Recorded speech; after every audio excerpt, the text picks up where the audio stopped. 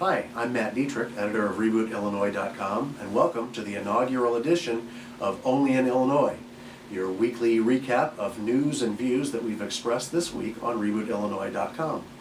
And I'm Madeline Dubeck from Reboot Illinois. This week we have some big pension news. The State House just passed and sent to the Senate a bill that would limit the cost of living adjustment compounded annually that public employees receive to the first $25,000 of income, and it also stipulates that retirees can't receive that adjustment until they either turn 67 or have gone into retirement for 5 years. So pretty big development in Springfield this week. That's very significant because the granting of 3% annual compounded raises on all pensions for life has been the greatest driver in a pension deficit that is now standing at $97 billion. But the vote today in the House comes right on the heels of an even bigger vote yesterday that came in the Senate, which passed its own pension reform bill, albeit a very limited pension reform bill, and there's some controversy about this.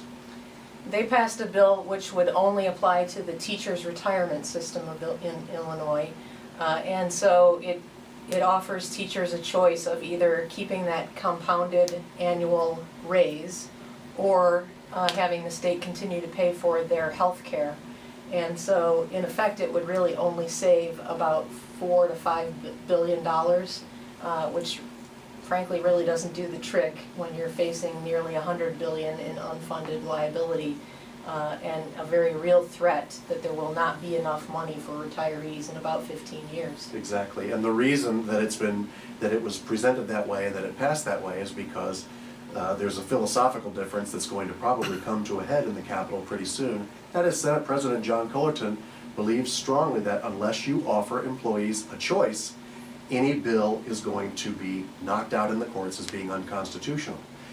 The approach in the House has been, let's take this bill, a more comprehensive bill that saves, they say, $168 billion, take it to the court, convince the court that Illinois is in enough of an emergency situation now that it is warranted that this protection in the Constitution for pension benefits not be absolute. We don't know how the courts will rule, obviously. What we do know is that if this isn't solved, there are huge consequences that will continue to be paid, and they're being paid now, especially, as we pointed out this week on our website, on the education front. Absolutely. We had just too many stories this week about school districts shutting down schools. Chicago Public Schools getting ready to proceed with shutting down probably in the neighborhood of 50 elementary schools in the coming year.